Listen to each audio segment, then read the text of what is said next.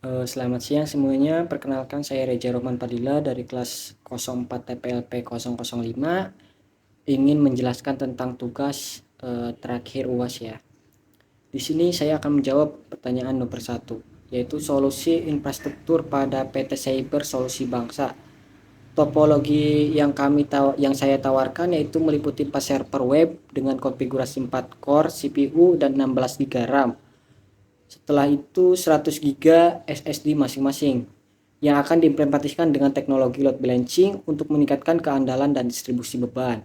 Selain itu, kami merekomendasikan 2 server database dengan spesifikasi 8 core CPU, 32 GB RAM, dan juga 500 GB SSD untuk memastikan kinerja aplikasi relasional seperti MySQL ataupun PostgreSQL untuk menyimpan objek.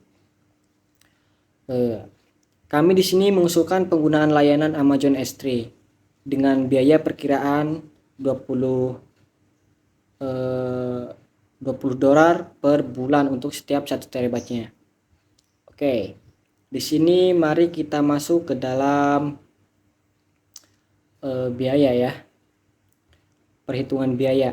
Untuk web server sendiri di sini kita menggunakan 4 web server yang kisaran satu harga web server itu adalah $400 dikalikan 4 yaitu $1.600. Sementara untuk database sendiri di sini kita menggunakan 2 database yang kisaran harga per bulannya yaitu $600 dikali 2 berarti $1.200. Untuk objek storage-nya sendiri ada $20 per bulan yaitu sebesar 1 terabyte. Oke, kalau di total menjadi 2.820 per bulan. Selanjutnya, kami akan menjawab pertanyaan nomor 2, solusi cloud Universitas Pamulang.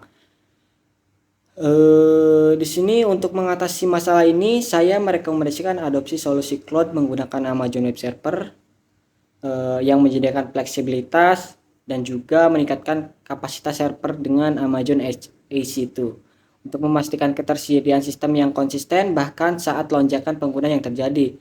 Selain itu, layanan Amazon RDS atau basis data terkelola MySQL ataupun PostgreSQL akan mengurangi beban administrasi sambil menjaga kinerja optimal.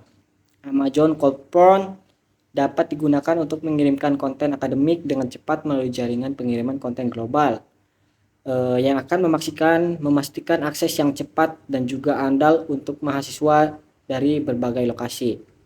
Oke, untuk pertanyaan nomor 3, konsep otomatisasi dan juga orkestrasi. Di sini pemahaman saya terhadap konsep otomatisasi dan orkestrasi dalam infrastruktur server fisik merupakan kunci untuk meningkatkan efisiensi dan operasional dengan responsif terhadap perubahan lingkungan yang dinamis, kesalahan manusia, dan juga meningkatkan produktivitas. Untuk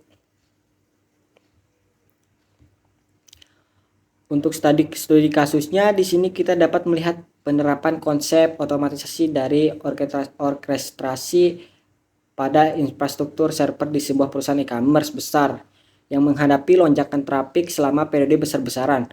Untuk mengatasi hal ini, perusahaan tersebut menggunakan otomatisasi untuk menyesuaikan kapasitas server secara otomatis berdasarkan beban trafik saat itu. Mereka menggunakan layanan cloud AWS auto scaling untuk menambahkan atau mengurangi instant EC2 secara dinamis berdasarkan matriks performa di CPU utilization atau jumlah konektif aktif. Selain itu, orkestrasi diterapkan dengan menggunakan Kubernetes untuk mengolah kontainer aplikasi secara efisien. Kubernetes sendiri memungkinkan untuk perusahaan melakukan deployment ataupun scaling dan juga manajemen aplikasi dengan lebih efektif di seluruh lingkungan cloud mereka. Oke, dengan memanfaatkan otomatisasi ini dan orkestrasi ini, perusahaan e-commerce dapat menghadapi lonjakan trafik tanpa mengalami penurunan kinerja ataupun downtime yang signifikan. Oke, selanjutnya saya akan menjawab pertanyaan nomor 4. Dari sudut